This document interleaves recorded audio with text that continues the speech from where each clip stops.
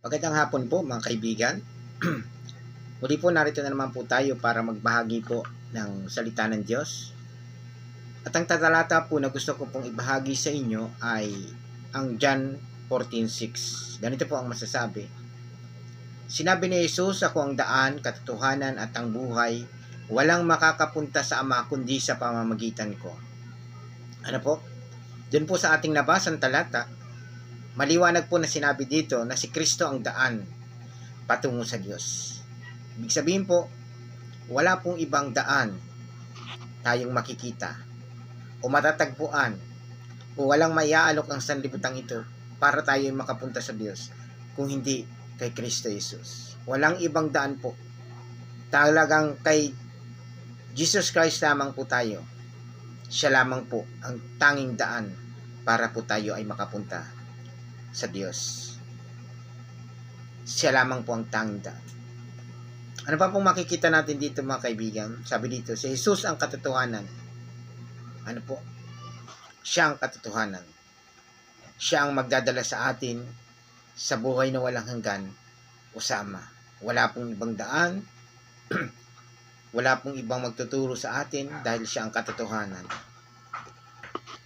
Sabi pa rin po sa talata, si Jesus ang buhay at siyang nagbibigay ng buhay sa atin. Mga kapatid, napakaliwanag ang sinasabi ng talatang ito. Na si Jesus ang makapagbibigay lamang sa atin ng buhay na walang hanggan. Ng buhay doon sa kalangitan. Ng buhay patungo sa Ama. Wala pong ibang makapagbibigay nito kung hindi tanging si Jesus. Si Jesus ang nagbigay ng buhay sa atin. Meron nga pong kasabihan, don't die without Jesus. Napaka halaga po nitong kasabing ito. Ng tao, bago po tayo mamatay, sabi dito, dapat makilala natin si Jesus sa ating buhay. Dapat meron po tayong tinatawag na assurance of faith in Christ means faith in God. Ano po? Kung may pananampalataya po tayo kay Kristo, may pananalig tayo na siyang daan ang katotohanan at ang buhay, mayroon po tayong kasiguraduhan ng buhay na walang hanggan. At wala pong iba makakapunta sa Ama kung hindi sa pamamagitan ni Kristo. Ano po? Wala pong ibang way.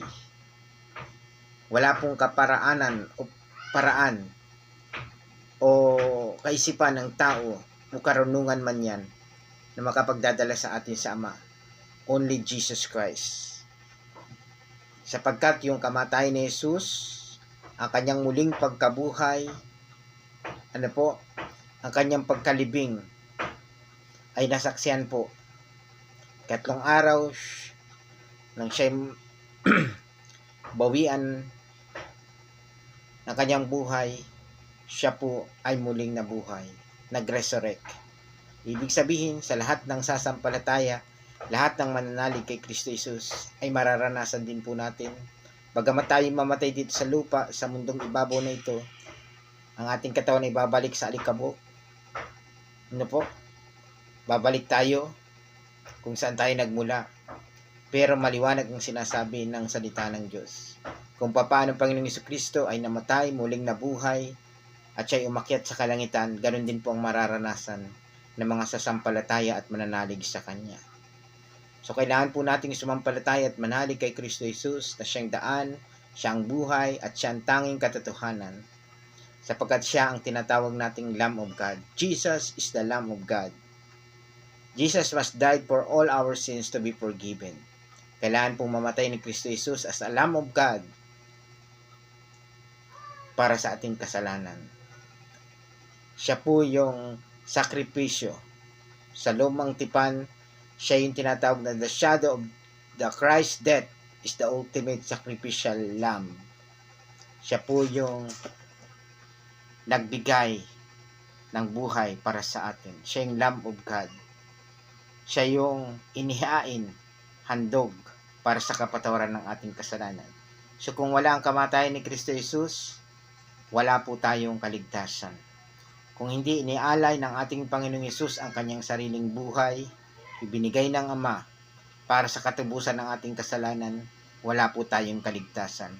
Wala po tayong buhay na walang hanggan. So muli po, ang buhay na walang hanggan ay matatagpuan lamang kay Jesus. Si Jesus ang daan, si Jesus ang katotohanan, si Jesus ang buhay, at si Jesus ang paraan, ang tanging daan upang tayo ay makapunta sa Ama o doon sa kalangitan.